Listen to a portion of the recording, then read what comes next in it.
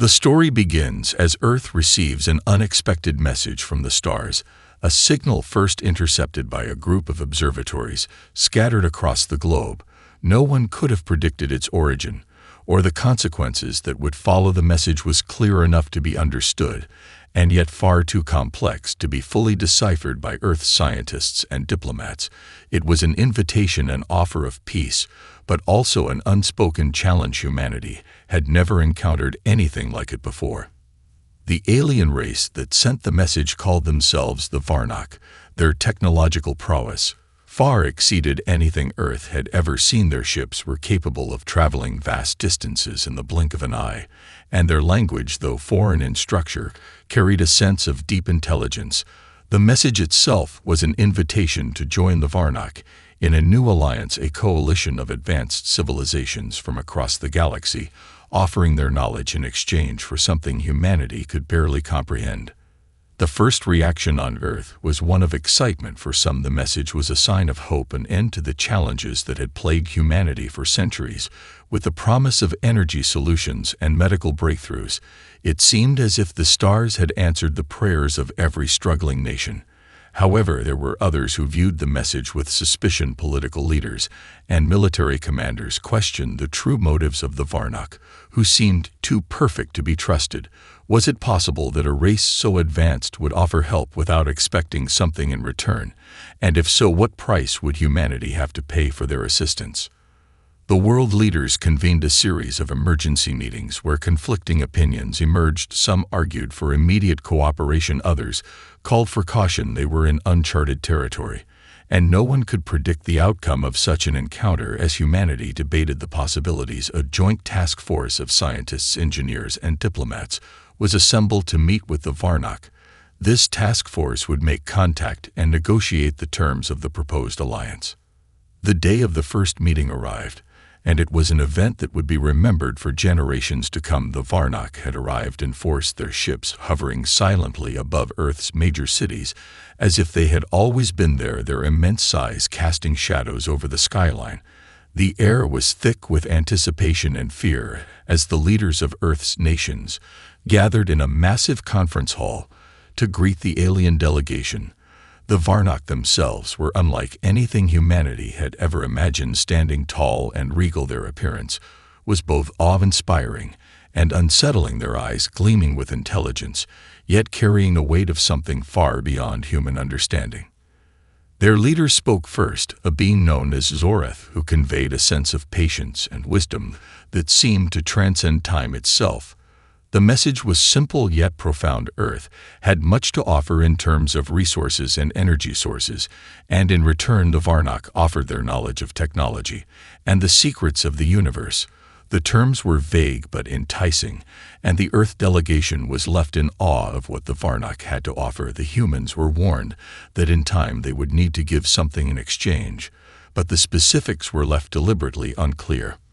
For the moment, the world held its breath as Earth's leaders debated the implications of the Varnok's offer. Some saw it as a chance for prosperity, while others feared it was the beginning of something far more dangerous. Humanity was standing on the edge of a precipice, unaware that the decisions made in the coming days would shape the fate of not just Earth, but the entire galaxy. As the days passed after the Varnok's arrival, the world buzzed with a mixture of excitement and unease. The initial euphoria over the promise of advanced technology and prosperity began to wear off, replaced by growing suspicion. While global leaders praised the Varnok's peaceful intentions, a quiet undercurrent of doubt began to spread across the globe. The initial response from Earth's governments was one of cautious optimism, but behind closed doors, a different conversation unfolded. In secret meetings, military officials and intelligence agencies started to question the true purpose of the Varnok's visit. How could a species so advanced be so generous, offering technology far beyond anything Earth had ever imagined without asking for something in return? Why had they chosen Earth, a relatively young and undeveloped planet in the vastness of space? There were whispers of conspiracy theories, some speculating that the Varnok might be after Earth's resources or worse, using humanity as a means to further their own unknown agenda. Across the globe, the first signs of tension appeared. Scientists working with Varnock technology began to notice inconsistencies in the alien systems, subtle anomalies that suggested not all was as it seemed. Some of the energy systems were too efficient, almost unnaturally so, raising concerns that the Varnock's technology might come at a cost that no one had foreseen. Meanwhile, Earth's military forces, initially stunned by the sheer power of the Varnock ships, began to quietly research the vulnerabilities of the alien technology. The balance of power on Earth had shifted dramatically, and no one could shake the feeling that the Varnock had a hidden agenda. As the months went by, it became apparent that Earth's leaders were being carefully manipulated.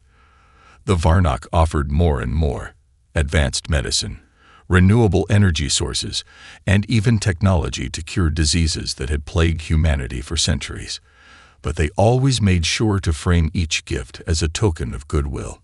Their emissaries were smooth in their dealings, always kind, always measured, but always steering conversations toward one direction: Earth's resources. The Varnock's demands grew more subtle but more frequent. Earth's rare metals, its oceans, and its minerals were of immense value to the Varnock, and they began to request access to these resources under the guise of needing them to help Earth's environment. The reality, however, was becoming clearer. The Varnock were exploiting Earth, taking its wealth without any real regard for the consequences. As Earth's resources began to dwindle, signs of environmental degradation started to emerge. Water sources were drained at an alarming rate, and natural reserves were being harvested with no regard for sustainability. Despite this, the majority of the world's population remained blissfully unaware, lulled into a sense of security by the Varnock's polished promises. The media, under the influence of corporate interests aligned with the alien benefactors, painted a rosy picture of the alliance. But the cracks were beginning to show, especially as environmental groups and resource management organizations began to speak out. It wasn't long before the first open protests against the Varnock appeared. People were beginning to ask questions, too many questions, and the first seeds of rebellion were sown. In response, the Varnock increased their surveillance and control, deploying advanced drones and artificial intelligences to monitor global dissent. Anyone who spoke out against them was quietly silenced, their voices drowned out by the flood of Varnock-sponsored propaganda. As the years wore on, it became clear that Earth's leaders had been too trusting, too eager to embrace the Varnock without fully understanding the implications. Small resistance groups began to form, united by a single belief: the Varnock had come to Earth not as friends, but as conquerors, and humanity had unwittingly walked into a trap. The questions grew louder, the whispers more urgent. Had the Varnock truly come to help, or was Earth being played for something much darker? The truth was elusive, but one thing had become certain: humanity was no longer in control, and the consequences of their choices were about to unfold in ways they couldn't yet imagine. The silence that had settled over the Earth in those early years was starting to fracture, and the first hints of rebellion were only the beginning of what was to come. The tipping point came when a small but determined group of resistance fighters, operating in secrecy, uncovered a shocking truth about the Varnock's real intentions. They had infiltrated one of the Varnock's energy processing plants, a massive facility built deep within the Earth's crust, extracting precious resources at a rate far beyond what was publicly disclosed. What they found there was horrifying. Massive subterranean mines where entire ecosystems were being drained to fuel the Varnock's technology. The Varnock weren't just harvesting Earth's natural resources. They were systematically draining the life force of the planet itself, leaving entire regions desolate and barren. The resistance, using a combination of covert intelligence and sabotage, was able to send this information to the world's leaders. The shock was immediate. Governments around the world were forced to face the truth. The Varnock had not come to help, but to exploit, to drain Earth of its resources until there was nothing left. And they had done it under the guise of benevolence, all while manipulating world leaders into compliance. The alliance that humanity had celebrated as a partnership was nothing more than a carefully crafted ruse to secure the planet's riches. The moment the world learned the truth, it was as if a switch had been flipped. The silence of complacency shattered, and a wave of anger spread like wildfire. Protests erupted in every major city, people demanding accountability and an end to the Varnak's exploitation. Governments that had once been complicit in the arrangement now found themselves under siege, with public pressure mounting to expel the alien invaders from Earth.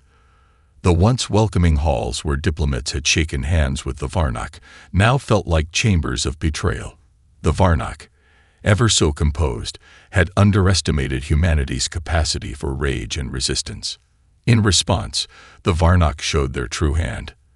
Their retaliation was swift and brutal. They launched a series of coordinated attacks on key human resistance cells, crushing dissent with terrifying efficiency. They had perfected the art of psychological warfare, using not just overwhelming firepower, but also manipulating the very fears that had been seated in humanity's mind. A series of high-profile assassinations of prominent resistance leaders sent a chilling message. Any opposition would be eliminated without hesitation. But the more the Varnak attacked, the stronger humanity became. The resistance, though wounded and fractured, grew in strength as more and more citizens realized the magnitude of what was at stake. The anger that had been simmering beneath the surface ignited into a full-blown rebellion. In the darkest corners of the world, military strategists and scientists who had once been pacified by the Varnak's gifts began to work together to develop new weapons and strategies. Humanity's ingenuity, their refusal to be dominated, came to the forefront. The first major victory came when a ragtag group of resistance fighters, led by a former military officer named Sarah Allen, successfully infiltrated a Varnak command ship. Their goal was simple but incredibly dangerous. They had to sabotage the alien fleet's communication network, throwing the Varnak into disarray. The mission was risky. Sarah and her team had to navigate the alien vessel's labyrinthine corridors, avoiding detection by a series of advanced surveillance systems. Every moment was a heartbeat away from death. But in a daring move, Sarah's team managed to breach the command center and planted a series of viruses that disrupted the Varnak's fleet-wide communications. For the first time in years, the Varnak were unable to coordinate their efforts. Their response was frantic, but they were caught off guard. Humanity had landed its first major blow in what would become an all-out war for survival. As the Varnak scrambled to regain control, humanity seized the opportunity. Coordinated global resistance efforts intensified, with nations finally putting aside their differences to unite against the common enemy. The Varnak's grip on Earth, once so firm and unshakable, was starting to slip. But even in their disarray, the Varnak were not a species to be underestimated. The war had only just begun. In the aftermath of the first successful strike against the Varnak, humanity found itself at a pivotal crossroads. The resistance had tasted victory, but they knew it was only the beginning of a much larger conflict. The Varnak were not easily deterred, and their retaliatory measures were swift and brutal. Yet the window of opportunity had opened, and Earth's forces, once disjointed and fragmented, began to coalesce into a unified front. The message was clear. This was no longer just a battle for survival. It was a war for the soul of the planet itself. The global resistance, now operating under a unified banner, launched a series of coordinated attacks against the Varnak supply lines. Military strategists, many of whom had once been loyal to the Varnak's cause, turned their knowledge against the aliens. Former corporate leaders who had once profited from the Varnak's presence now found themselves at the forefront of resistance efforts. The message had spread. Humanity was no longer going to sit idly by while its planet was drained dry. In every corner of the globe, ordinary citizens joined the cause. Engineers, scientists, doctors, farmers, people from all walks of life found themselves in roles they had never imagined, fighting not just to survive, but to preserve the future of Earth. Humanity's greatest strength, its adaptability and resourcefulness, became its most powerful weapon. Earth's military forces, now equipped with reverse-engineered Varnock technology, fought back with surprising ingenuity, utilizing tactics the aliens had never encountered before. One of the most critical moments in this newfound resistance came when a group of human scientists, working in secret, discovered a flaw in the Varnock's energy systems. The Varnock, in their arrogance, had overlooked a key vulnerability in the very technology they had bestowed upon Earth. Using this knowledge, the Resistance developed a new type of energy weapon, a devastating pulse charge capable of disabling the Varnock's most powerful weapons. It was a game-changer, one that shifted the balance of power in humanity's favor. But with every victory, the Varnock retaliated with greater force. They unleashed their elite warriors, known as the Scar, genetically engineered soldiers designed to crush resistance movements with brutal efficiency. These formidable beings were a force unlike anything Earth had ever faced. Faster, stronger, and far more deadly than any human could ever hope to be. The Scar were dispatched to quash the rebellion, to remind humanity of the true power of the Varnock. The battles that followed were nothing short of catastrophic. Entire cities were leveled in the wake of the Varnock's fury, but the human spirit refused to break. As the Scar tore through human resistance forces, another unexpected development took place. The human soldiers, having adapted to the alien technology, began to use it in ways the Varnock hadn't anticipated. Small, isolated units of humans fought with precision and cunning, setting traps, using guerrilla tactics, and launching surprise attacks on the Varnock supply lines. They weren't just fighting for survival, they were fighting to prove that they could never be conquered. The most harrowing moment came when the Varnock launched an all-out assault on the heart of humanity's resistance, an orbital strike designed to cripple Earth's remaining military forces. It was a calculated move, a decisive strike meant to end the war once and for all. But humanity, ever resourceful, had anticipated such a move. In a desperate gamble, a team of elite resistance fighters, led by Sarah Allen, infiltrated the Varnock's command ship, the Varnock Prime, and sabotaged the orbital weapons system just as it was preparing to fire. The Varnock had miscalculated yet again. Humanity's tenacity, its unwillingness to surrender, had turned the tide in the most critical battle of the war. As the Varnock Prime fell from the sky, burning up in the atmosphere, Earth's resistance had proven that no matter how powerful their enemies were, they could never break the spirit of humanity. Yet even with this victory, the war was far from over. The Varnock were a vast empire, and their reinforcements were already on their way. But Earth had shown its strength. The unbroken silence was no longer a symbol of peace, it was a declaration of defiance. The war was far from won, but humanity's resilience had become a force the Varnock could no longer ignore. The victory at the orbital strike marked a turning point, but the war was far from over. The Varnock were not a species to be defeated easily, and their empire spanned far beyond Earth. They had suffered a humiliating blow, but the weight of their resources, their vast fleets, and their deep reserves of alien technology still made them a formidable adversary. In response to the destruction of the Varnock Prime, the Varnock pulled back to regroup, recalibrate, and prepare for a final confrontation. The stage was set for a deadly escalation. For humanity, the win was bittersweet. Earth's major cities had been devastated by the Varnock's retaliatory strikes, and the global infrastructure, already strained by years of exploitation, had been pushed to the brink of collapse. But the Resistance, now better equipped and more unified than ever before, took the momentum of their victory and used it to fortify their ranks. The world's remaining military forces and civilian resistance groups worked together in unprecedented harmony. The war had grown beyond simple survival. It had become a battle for the future of the human race. The next phase of the war began in the shadows. The Varnock, while reeling from the loss of their orbital command, had one final devastating weapon hidden in their arsenal, a weapon capable of not just destroying Earth, but of wiping out entire solar systems. It was a planet killer, a doomsday device powered by the very energy that the Varnock had harvested from Earth's core. The device was being constructed in secret on a distant moon, and time was running out. Humanity's spies and reconnaissance teams worked tirelessly to uncover the location of this new weapon. The clock was ticking, and every moment brought them closer to the edge of annihilation. Yet, amid the chaos, a crucial discovery was made.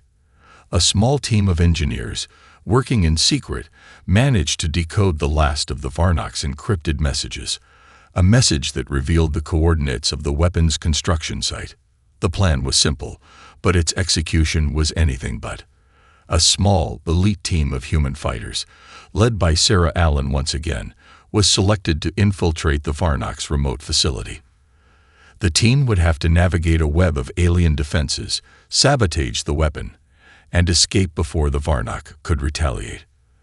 The risks were immense, and failure would mean the destruction of Earth itself.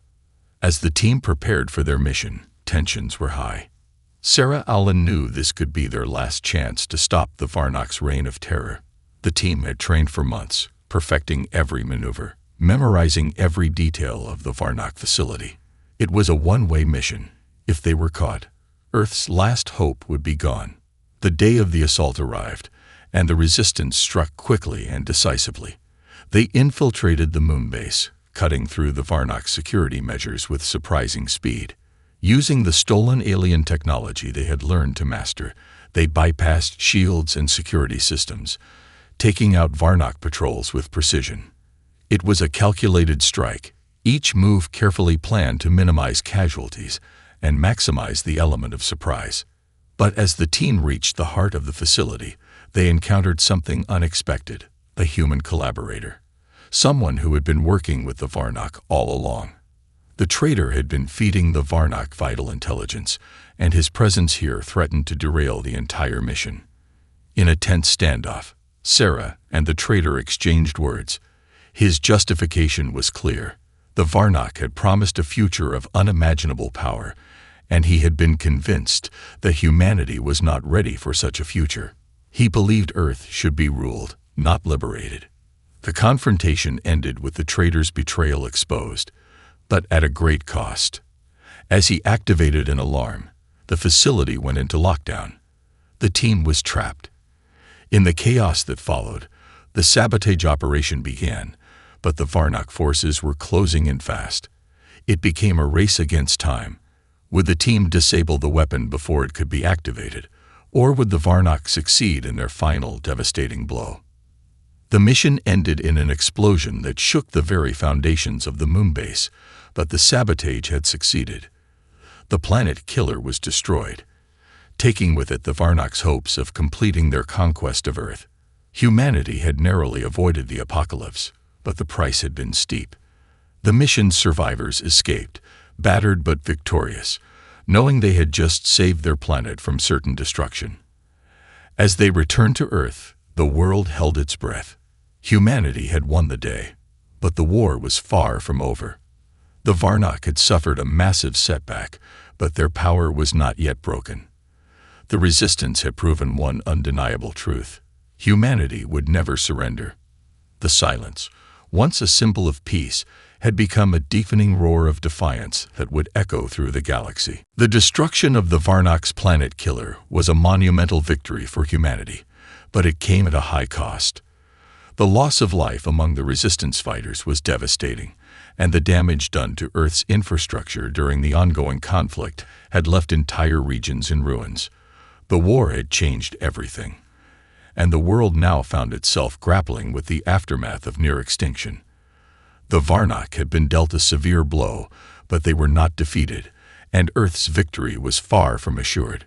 In the wake of the sabotage mission's success, the Varnak retaliated in the most brutal way imaginable. Rather than directly attacking Earth with their fleets, they turned their focus inward. They began a campaign of psychological warfare, using their advanced technologies to disrupt the minds of humanity. Through highly sophisticated digital implants and broadcasts, the Varnak started to manipulate the fears and doubts of the human population. They seeded propaganda through global media, twisting the truth and spreading disinformation. They even infiltrated Earth's most powerful organizations, using sleeper agents to sow division among the ranks of the human resistance. Despite these insidious tactics, humanity's resolve remained strong. In fact, the psychological warfare only served to galvanize the resistance even further. The more the Varnok tried to divide them, the more united Earth's fighters became. It was becoming increasingly clear.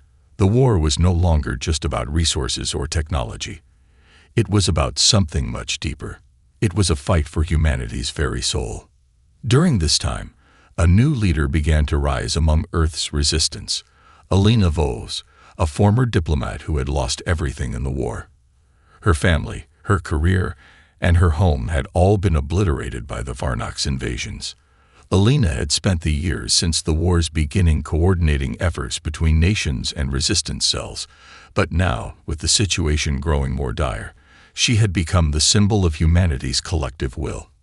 Unlike previous leaders who had focused on tactical victories, Alina's strength came from her ability to inspire unity and rally people behind the idea that humanity's future was worth fighting for. Under Alina's leadership, the resistance's strategy shifted. It was no longer just about small, tactical victories. They needed to cripple the Varnok's power structure at its very core. The resistance needed to attack the heart of the Varnok Empire, striking at the sources of their energy supply and technological dominance. Earth's top scientists worked around the clock to develop a plan to disable the Varnok's primary source of energy, an artificial sun they had created far from Earth, deep in a neighboring star system. This was no easy task. The artificial sun was the source of the Varnok's greatest technological power, enabling them to harness energy on a galactic scale. Destroying it would cripple their entire empire, rendering their fleets and advanced weaponry useless. But the mission required an unprecedented level of coordination and skill. Alina and her team had to assemble a diverse group of fighters, engineers, and scientists for a bold, nearly impossible mission: infiltrating the Varnok-controlled star system and planting a device capable of destroying the artificial sun. The mission was a suicide run. The Varnok had fortified their systems around the artificial sun with layers of defense that no human force had ever encountered. Only a small, specially trained team had the chance to make it inside. Among them was Sarah Allen, whose reputation as one of the war's most heroic leaders had made her a symbol of the resistance.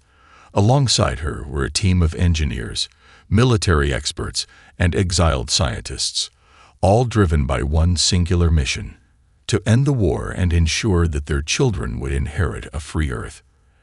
As they embarked on their journey toward the Varnok stronghold, the team faced constant threats: alien ships patrolling the area, brutal environmental hazards, and the growing tension between the members of the team themselves. Despite the odds, the group held together, driven by the shared understanding that the stakes had never been higher. If they failed, the entire resistance would collapse, and humanity would be doomed to live under the Varnok's iron grip forever. In their final approach to the artificial sun's core, however, they encountered something unexpected. The Varnok weren't as prepared for this mission as they seemed. The resistance had caught wind of a vulnerability in the Varnok's security systems, a crack in their defensive web. This was their opening, and they had to act swiftly. The team launched a bold, all-out assault, fighting their way through Varnok defenses and rushing toward the heart of the artificial sun's energy core. With time running out and the Varnok closing in fast, they planted the device. But as they prepared to make their escape, the unthinkable happened. The Varnok, in their desperation, activated a fail-safe that would obliterate the entire star system. Now, with minutes to spare, the resistance fighters faced the ultimate test. They had to escape not just the collapsing system, but the deadly wave of energy that would soon sweep through everything. Would they make it out alive, or would this final mission be the last stand for humanity's resistance? The moments that followed the detonation of the device at the heart of the artificial sun were nothing short of chaos. The massive energy core, destabilized by the resistance's sabotage, began to collapse in on itself, causing the star to flicker and destabilize. The Varnok's prized weapon of mass power, able to fuel their empire for millennia, was slowly being consumed by its own destructive forces. A supernova was imminent, and with it, a chain reaction that would obliterate everything within the system. The resistance team had just minutes, if that, to escape the cataclysmic explosion that was rapidly unfolding. Sarah Allen, the mission's commander, felt the weight of their mission pressing down on her shoulders. They had made it this far, and now it was a race against time. The escape route they had planned was already compromised. The energy surges from the unstable artificial sun had disabled their primary escape shuttle, and the only hope left was a secondary vessel, one that was never meant to carry this many people. The clock was ticking, and the Varnock forces, though reeling from the loss of their energy source, were not far behind. "Move, now." Sarah's voice rang out through the comms as she sprinted toward the secondary shuttle. The rest of the team was already in motion, weaving through the increasingly unstable environment of the Varnock station. The walls shuddered, alarms blaring as the station began to fracture, debris falling from the ceiling. The Varnock, though stunned by the destruction of their power source, had regrouped and sent wave after wave of elite Scar soldiers to stop the human intruders from escaping. Despite their unmatched speed and strength, the Scar were struggling to adapt to the chaotic environment. The artificial sun's impending destruction had thrown their precision off balance, but that didn't stop them from pursuing the resistance fighters with relentless fury. Sarah led her team through the crumbling corridors, firing back at the advancing alien soldiers with one hand while pulling open a sealed hatch with the other. They had no time for hesitation. Every second counted. The shuttle was within reach when the first of the Scar soldiers reached them. The air was thick with tension, and the hum of blasters filled the corridors. Alina Vos, who had been a steady presence in the resistance up until this moment, held the rear, ensuring the others made it to the shuttle. Her heart raced, knowing that if they failed to take off before the system collapsed, the entire mission, and the hope for Earth's future, would be lost. Just as Sarah reached the shuttle's entrance, a deafening explosion shook the station, and a large chunk of the ceiling collapsed between the team and their only escape. The Scar were closing in, and there was no way to move the debris quickly enough. "Get clear," Sarah shouted, but before Elena could react, the ground trembled again, and a portion of the station's outer wall imploded, sending a shockwave through the structure. Elena was knocked to the ground, her body slamming against the unforgiving floor. She felt the air leave her lungs, but she couldn't afford to fall back now, not with the entire mission hanging in the balance. "Help her," Sarah shouted to the others, but Elena's vision was already blurring. She had no time to argue. Every instinct screamed at her to keep moving, to push through the pain. The walls were closing in, both literally and figuratively. The shuttle door was ajar, and Sarah was already halfway inside, motioning frantically. In that desperate moment, Elena's mind went blank. All she could do was grit her teeth, ignoring the pain as she forced herself back to her feet. The Scar were mere feet away, but she didn't care. She couldn't, she wouldn't, let them take this victory from her people. The rest of the team pulled her toward the shuttle, and together, they dove inside, the door slamming shut behind them. But there was no time to relax.